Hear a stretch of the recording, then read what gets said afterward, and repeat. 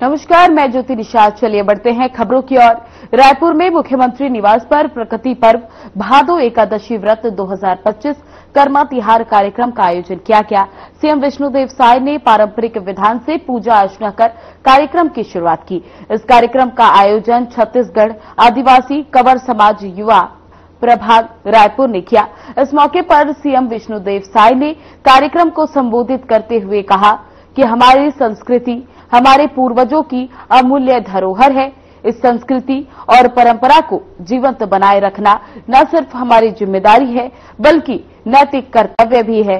ऐसे पर्व और परंपराएं समाज को एकजुट होने का अवसर देती हैं। कंवर समाज घाटीबंद रायपुर क्षेत्र की तरफ से भादों का आज एकादशी है और आज कर्मा तिहार का आयोजन यहाँ पर किया गया था। उनका आग्रह था कि हमारे सीएम हाउस में इसका आयोजन करें और क्योंकि अपने पास एक बड़ा हॉल मौजूद था तो आज सब लोग आए और कर्मा तिहार का यहाँ पर आयोजन हुआ। और ये जो एकादशी का एक कर्मा तिहार है, इसमें हमारे समाज की बेटियां उपवास रहती हैं दिन भर और ये जो कर्मा पेड़ का डगाल आप लोग देखे होंगे स्थापित किए हैं। इसको इज्जत के साथ जंगल से लाते हैं पूजा पाठ करके। और यहाँ तो सीएम हाउस है, नहीं तो गांव में एक अखड़ा होता है। अखड़ा में गांव का गणमान्य व्यक्ति पूजा उजा करके वो भी स्थापित करता है और हमारी बहन बेटियां नया कपड़ा पहन के और पूजा पाठ करके कहानी सुनती हैं। कोई गांव का बुजुर्ग कहानी कहता है और मुख्य रूप से ये कर्मा का त्योहार हमारी बेटियों के लिए एक उनको अच्छा वर मिले, अच्छा घर मिले, इसके लिए उपवास करती हैं। और एक कर्म राजा छत्तीसगढ़ बीजेपी युवा मोर्चा के नवनियुक्त प्रदेश अध्यक्ष राहुल योगराज टिकरिहा दुर्ग जिले के दौरे पर रहे, जहां भिलाई युवा मोर्चा ने सुपोला घड़ी चौक में उनका भव्य स्वागत किया। इस मौके पर युवा मोर्चा भिलाई के उपाध्यक्ष सौरभ जायसवाल के साथ युवा मोर्चा के सभी कार्यकर्ताओं ने उनका गर्मजोश के साथ स्वागत किया और नवनिर्वाचित होने पर उन्हें हार्दिक शुभकामनाएं और बधाई दी। इस मौके पर राहुल योगराज ने कहा कि संगठन ने जो जिम्मेदारी उन्हें दी है उसके लिए वे शीर्ष नेतृत्व का आभार जताते हैं और संगठन को मजबूत करने की दिशा में लगातार कार्य करेंगे।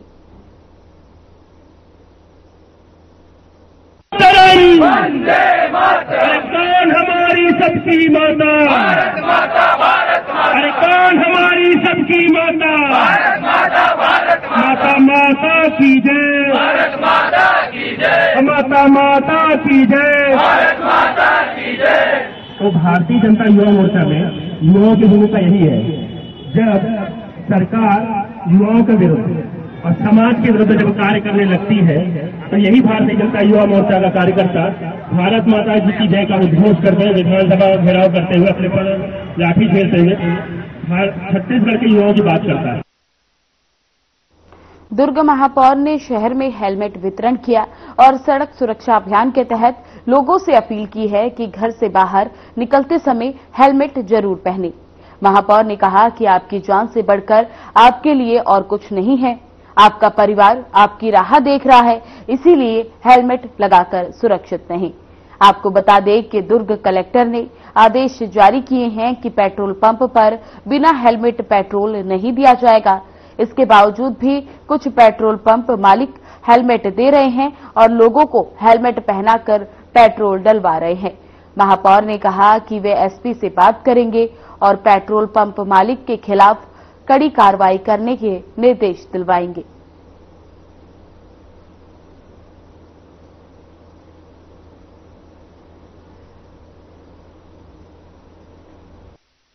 स्वयं जो व्यक्ति पेट्रोल डलवाना जाता अपने वाहन पे चलते जाना उसको स्वयं को, ये कोई शासन प्रशासन पेट्रोल पंप वाले जो है ये हेलमेट उपलब्ध करा रहे हैं, ये कहाँ तक सही है? पेट्रोल पंप वाले हेलमेट उपलब्ध करा रहे हैं, ये अपने वैश्विकता के साथ से गलत है।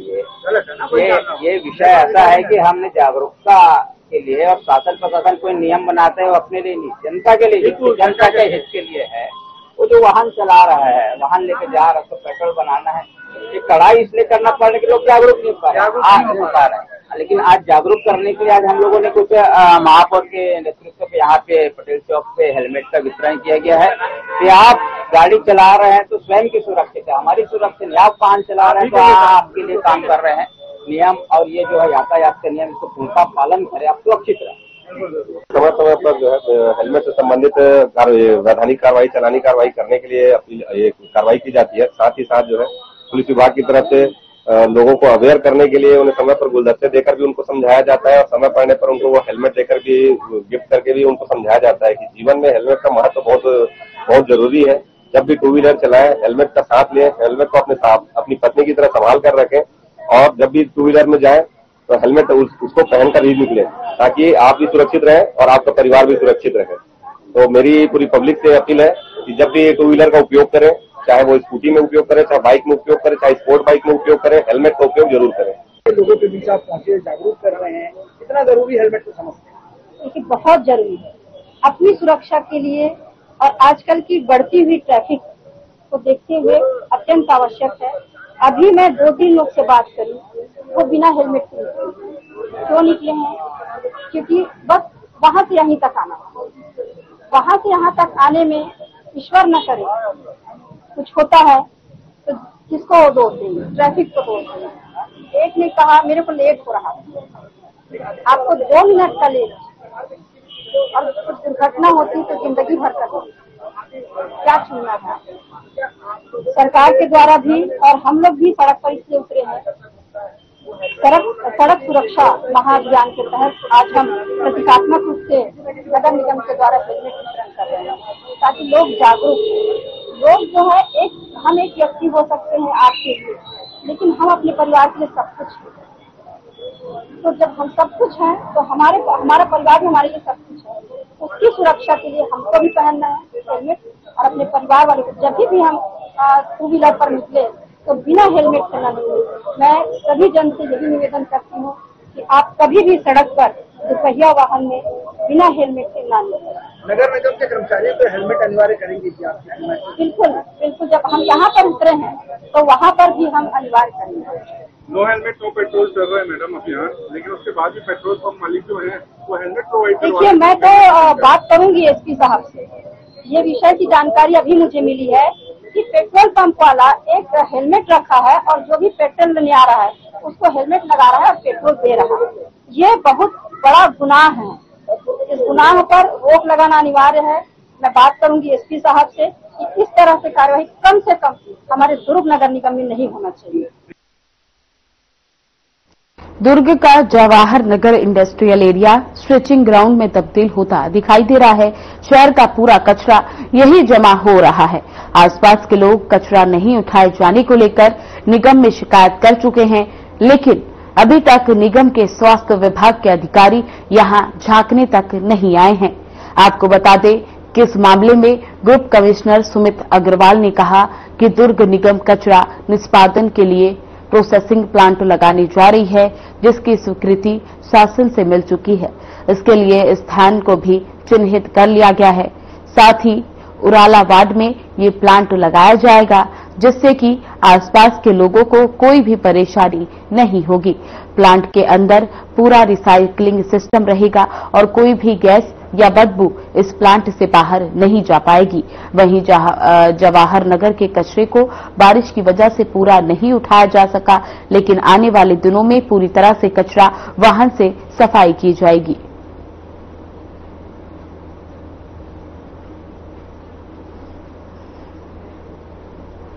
अभी नगर निगम दुर्ग द्वारा ये प्रयास किया जा रहा है कि हम 100% घरों से, दुकानों से कचरा कलेक्शन करें और इसके लिए हमारे द्वारा एक डिटेल जो है रूट चार्ट, बीट प्लान एक बनाया गया है कि हमारी कौन सी रिक्शा, कौन सी गाड़ी कौन से घर तक जाएगी, कौन से गली को कवर करेगी।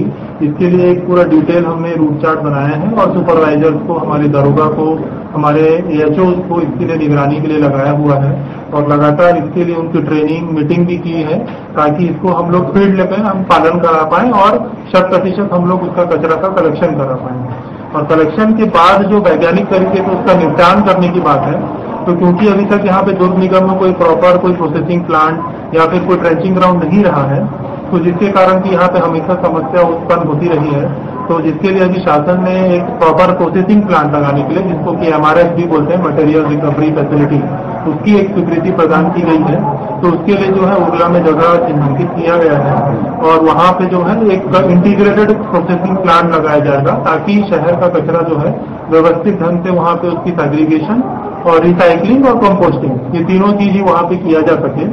जब तक कि वो चालू नहीं हो जाता, तब तक हमारे द्वारा जो विभिन्न एसएलआरएम सेंटर्स हैं वहाँ पे अभी कचरा भेजा जा रहा है। जाहिर सी बात है, क्योंकि कचरे का उत्पादन ज्यादा है और हमारी एसएलआरएम की क्षमता कम है, तो वहाँ पे कचरा वहाँ पे थोड़ा इकट्ठा ज्यादा हो रहा है और अभी बारिश भी हो रहा है लगातार, जिसके कारण की प्रोसेसिंग में भी थोड़ी समस्या उत्पन्न हो रही है। तो आगामी 10-15 दिन में वो भी समस्या हमारी थोड़ी सी हल हो जाएगी, बारिश कम होगा तो, और आगे फिर ये प्रोसेसिंग प्लांट लगेगा तो फिर उससे हमारे जो है परमानेंट एक सॉल्यूशन हमको निकल। प्रोसेसिंग प्लांट के लिए सर आपने बात की कि उर्ला में हमारे को जगह मिला है और स्वीकृत भी हो गया, लेकिन उर्ला निवासी जो है पिछले दिनों आए किसी निगम में हंगामा किए थे, बोले कि हम बनाने नहीं देंगे। तो प्लान बी क्या है? अगर उर्ला नहीं तो प्लान बी क्या है? इसी में एड ऑन और करूंगा कि कचरा का अगर ये ज्यादा हो रहा है यहाँ पे इकट्ठा, तो क्यों ना ट्विन सिटी पे, भिलाई नगर निगम पे बात करके उनपे अगर कोई जगह हो तो क्यों ना वहाँ पे ट्रांसफर किया जाए, जब तक व्यवस्थित न हो जाए चीजें। इसमें जो उर्ला में हमने जगह आइडेंटिफाई किया है, तो इसमें लगातार जो है वहाँ के वार्ड वासियों से, जनप्रतिनिधियों से हमारी बातचीत चल रही है और उनके मन में एक गलतफहमी बैठी हुई है कि यहाँ पे अगर प्लांट बनेगा तो वहाँ से स्मेल आएगा, वहाँ से गंदगी फैलेगी, जबकि ऐसा बिल्कुल भी नहीं है। अभी हाल ही में जो है यहाँ से टीम इंदौर गई थी विजिट में और यहाँ की जो टीम है रायपुर भी गई थी और वहाँ का प्लांट हमने देखकर आया है और वहाँ पे इतना व्यवस्थित ढंग से कचरे का निष्पादन होता है कि उसके 50-100 मीटर तक कोई भी बदबू, स्मेल या किसी भी प्रकार की गंदगी नहीं रहती है।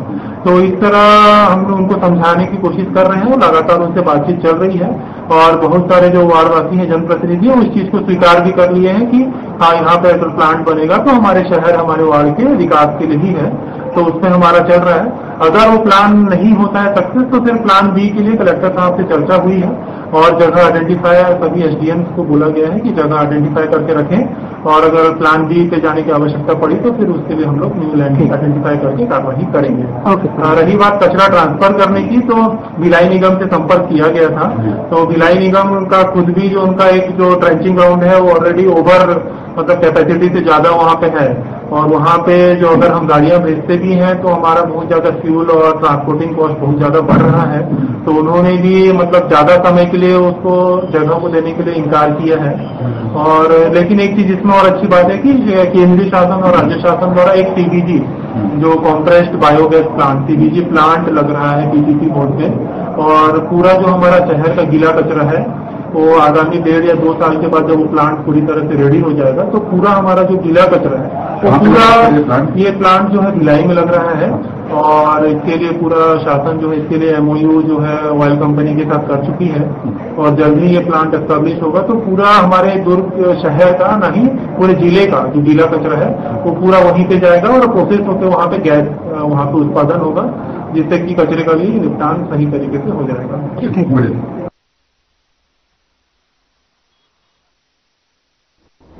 बीजापुर सहित छत्तीसगढ़ के कई जिलों में राष्ट्रीय स्वास्थ्य मिशन एनएचएम के कर्मचारी अपनी मांगों को लेकर पिछले 16-17 दिनों से अनिश्चितकालीन हड़ताल पर हैं और इसी क्रम में अब कर्मचारियों ने सामूहिक त्यागपत्र देकर डॉक्टर बीआर पुजारी को ज्ञापन सौंप दिया है।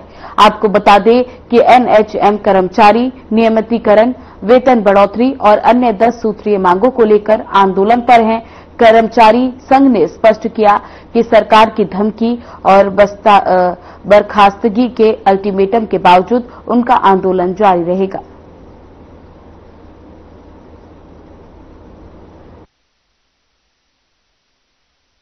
जी हाँ, अभी लगभग हमारे 309 जो एनएचएम के कर्मचारी हैं पिछले 18 अगस्त से लगातार हड़ताल पे हैं और आज इन्होंने ये सामूहिक इस्तीफा का पत्र मुझे अभी दिया है और मैं आप लोगों को अवगत कराना चाहूंगा कि हमारे स्टेट लेवल से राज्य स्तर से भी हमको ये कहा गया है कि जो एक वार्निंग लेटर जारी करिए। तो वार्निंग लेटर हम लोगों ने उपस्थिति देने के लिए पहले से जारी कर दिया था और आज से कुछ जिलों से बर्खास्तगी की भी कार्यवाही की जा रही है और आज हमारे यहाँ से भी की जानी थी, लेकिन उससे पहले ये इस्तीफा का भी लेकर मेरे पास आया है। तो मेरा इन सभी से, मेरे साथियों से निवेदन भी यह रहा है, जैसे कि अभी मैंने कहा है कि आप लोगों की मांगे भी जो भी जहां तक भी है, जो सही है नहीं है, मैं उसमें बहुत हद कुछ चीजों का तो समर्थन भी करता हूं, लेकिन ये उचित समय नहीं है जो महामारी समय है, बरसात का सीजन में। इस समय में आप लोगों को स्ट्राइक में कम से कम नहीं जाना चाहिए था। खबरों में आगे बढ़ने से पहले लेंगे एक छोटा सा ब्रेक।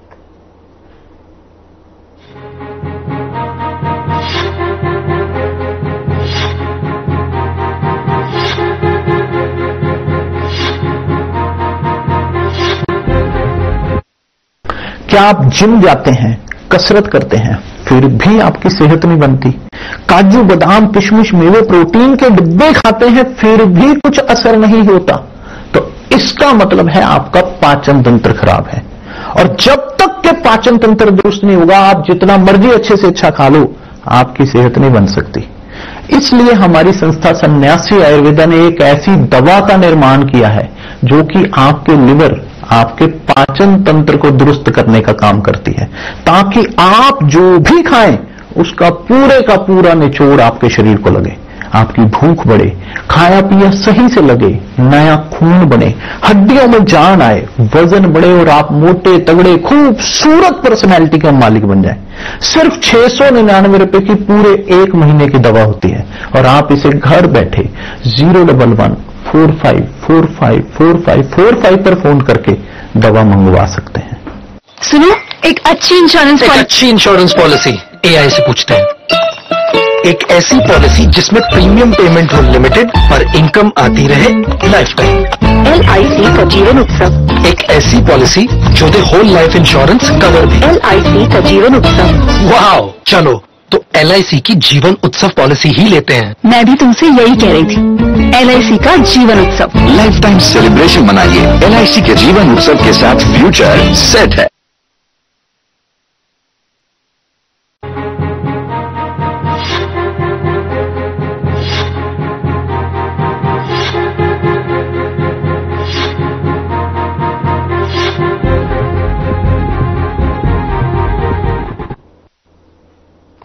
इसके बाद स्वागत है आप सभी का। चलिए खबरों में आगे बढ़ते हैं। कोरोना काल से ही छत्तीसगढ़ के विभिन्न स्टेशनों पर मेल एक्सप्रेस और सुपरफास्ट गाड़ियों का स्टॉपेज निलंबित कर दिया गया था। लगातार मांग करने पर बिल्हा स्टेशन पर ठहराव दिया गया।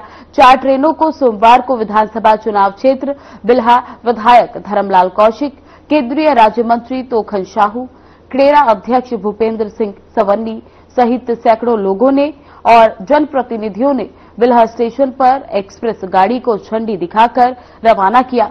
इस अवसर पर स्थानीय लोगों की भावनाओं को सम्मानित करने के लिए केंद्रीय सरकार को धन्यवाद किया गया।